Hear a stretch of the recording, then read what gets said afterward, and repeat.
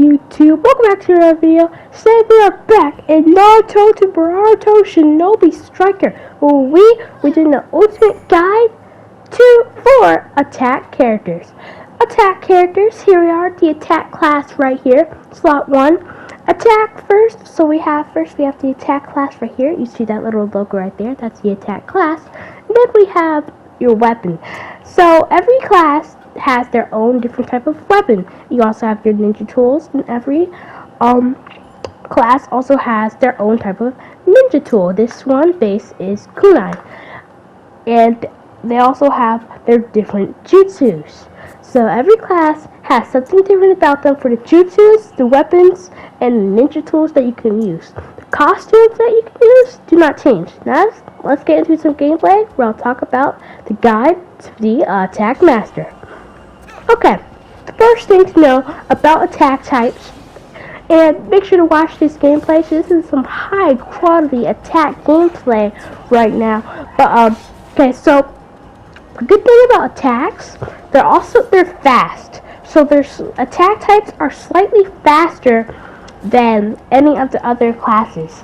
And what you want to do right now, you do not want to fall down. So just in case, maybe if you fall down on a mountain, you can get up higher or jump up higher than some other classes, or use maybe some of your ninja tools or jutsus to make you go up faster.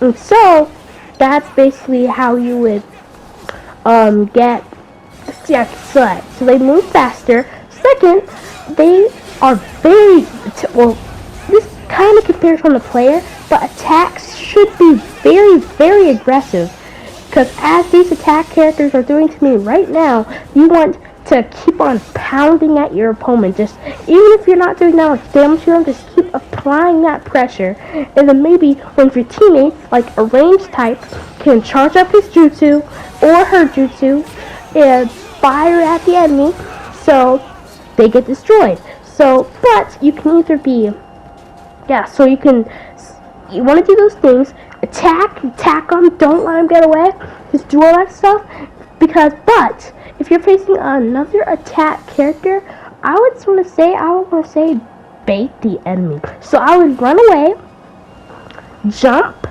use a jutsu, and then do some little combos.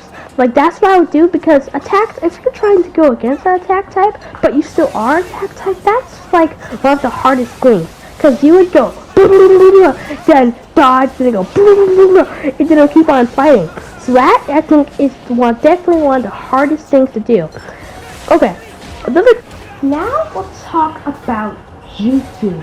Sorry if it was kind of like an uneven cut between the voiceovers. I just had to come off and come back on. But anyway, so jutsus and ninjutsus.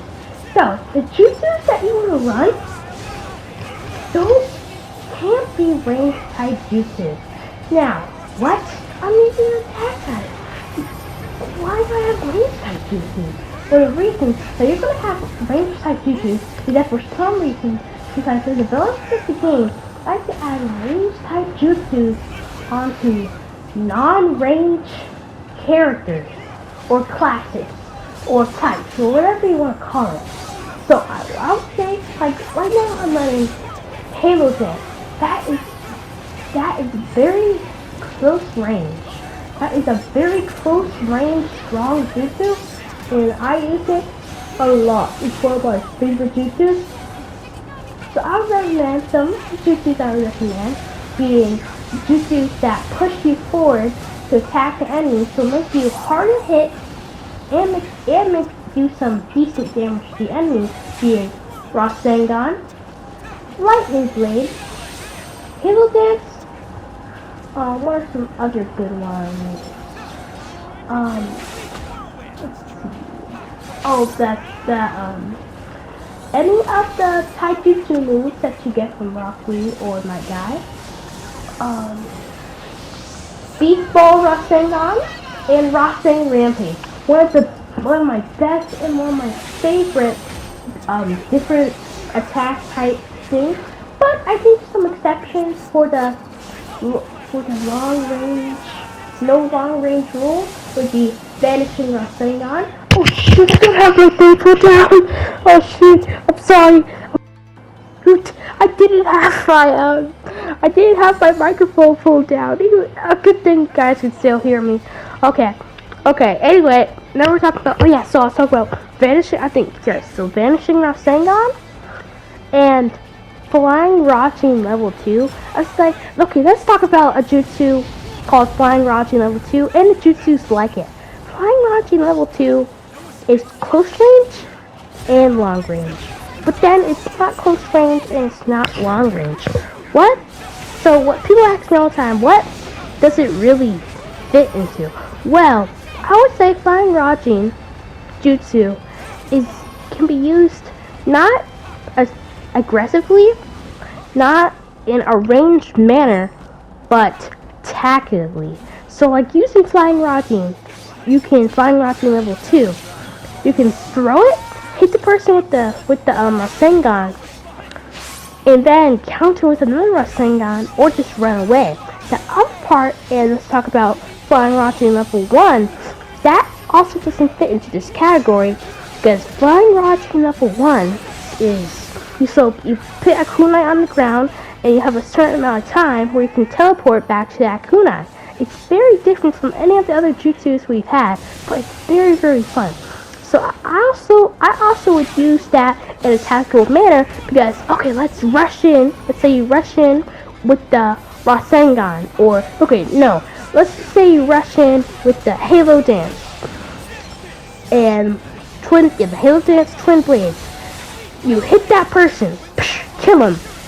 But then 2 others are coming, and you tactically use the flying Rajin, or perfectly time when other people are going to come to so when you can teleport away and get some more backup from your teammates. I feel like that is probably one of the best ways you can use those jutsus, or maybe some of the other jutsus. Try and use them out of the box, like Karma Liffen, like those type of jutsus. Like with Karma Liffen, you would use a jutsu to bring the person in. Then you would pop Karma Liffen, and then you would use attack jutsu to finish off that person while they're in their weakened state. Like those jutsus that are kind of hard to use. Try and think out of the box. Try and do something really cool. Next, your ultimate abilities. Now, you can break this rule of no range on ultimate abilities, because most ultimate abilities are just really, really strong on attack types, even if they are long, close range, like things like Massive Rasengan or Boruto Strike, or let's say, what are some DLC ones? Let's see. Kurama Chakra Mode, or Eight Tails Chakra Cloak, or all those different things. Like those don't come in. You can break the rule with those. Sorry if I'm studying. I've been fasting all day, so my head is not thinking straight for some reason. That's what happens when you don't eat for a whole entire day. But yeah. So now, more about battle strategy. No, we're just talking about battle strategy. Let's talk about what's the reason? Game modes. So let's see. Attack types do great. When I say great, I mean great. Can I say great in combat battle? Combat battle. Can I say it one more time? Combat battle. If you're an attack main, you will destroy in combat battle, because all you have to do is kill the enemy team a certain amount of times to win. You know how easy that is when you're playing on attack type? You know how easy it is? Attack. Just all you have to do is attack. And using all the things that I just told you, combat battle will be easy peasy. And all you need to find is the right jutsu combos. Okay, flag battle. Attacks are it can be good in combat battle. I would say that's probably their second best. If flag battle, you can attack the flag, attack defenders. The defender's probably using a defense type. Attack the defender and get the prime out of there. And since you're slightly faster than all the other classes, and you're extremely faster than defense types, without them using some type of buff to make them faster, you can speed out of there. And the other team will try and chase you. And another thing to use is your jutsu. So if, let's say you're rocking Rasengan like makes you go really far. Like activate Rasengan, pushes you out really far. So I would think use Rasengan. If you have one of those jutsus that make you go really, really fast, I would use one of those. And the other two game modes, besides Flag Battle, is the little ones. I always forget what it's called because I never really play it. Okay, so you basically have a boss and you have to destroy the boss shields.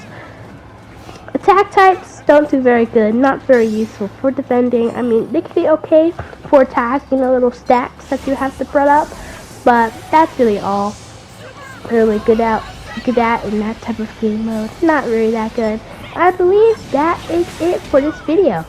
Now, a couple things I have to tell you about. This is not part of the guide anymore. The guide's over. Thank you guys so much for watching the guide. But I will be posting weekly in the community tab polls and different things if you want me to. So I posted a poll. I'm currently recording this after I posted a poll, but I did not look at the poll, so I don't know what's happening. But I will be posting that weekly in the community tab weekly, posting polls. And I'll be attack builds coming out tomorrow. Thank you guys so much for watching. See you in the next one.